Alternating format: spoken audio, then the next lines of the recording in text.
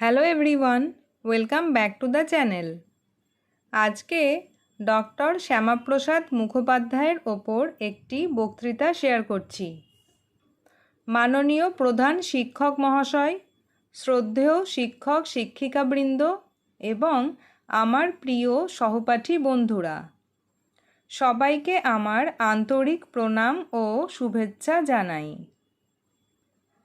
আজ আমি স্বাধীন ভারতের এক মহান সন্তান, বিশিষ্ট শিক্ষাবিদ এবং বিখ্যাত রাজনীতিবিদ ডক্টর শ্যামাপ্রসাদ মুখোপাধ্যায়ের জীবন নিয়ে কিছু বলবো।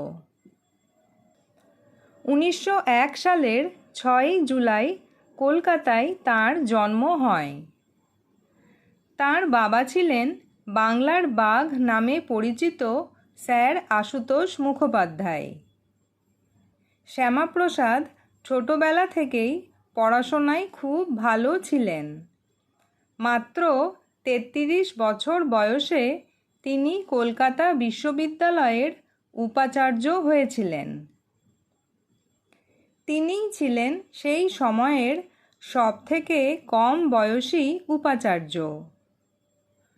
শিক্ষার প্রসারে তাঁর অবদান ভোলা যায় না। দেশপ্রেম ছিল তাঁর রক্তে। 1947 সালে দেশ ভাগের সময় তিনি অত্যন্ত গুরুত্বপূর্ণ ভূমিকা পালন করেছিলেন। আজ আমরা যে পশ্চিমবঙ্গে বাস করছি তা ভারতের অংশ হিসেবে পাওয়ার পেছনে তাঁর অবদান অনস্বীকার্য।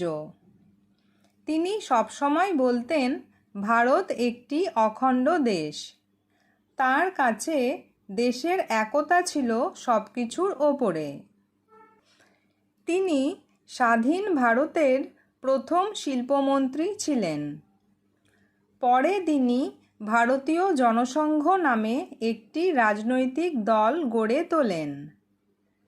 তাঁর প্রধান লক্ষ্য ছিল দেশের অখণ্ডতা রক্ষা করা।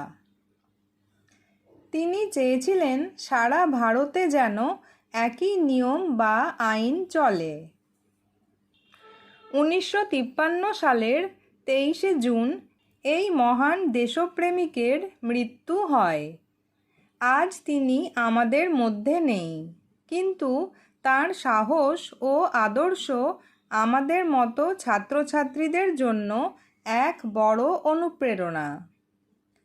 আমরা যেন তাঁর মতো দেশপ্রেমিক হতে পারি এবং দেশের কাজে নিজেদের নিয়োজিত করতে পারি, এই হোক আমাদের আজকের শপথ। এই বলেই আমি আমার সংক্ষিপ্ত বক্তব্য শেষ করছি। জয় হিন্দ, বন্দে মাতরম।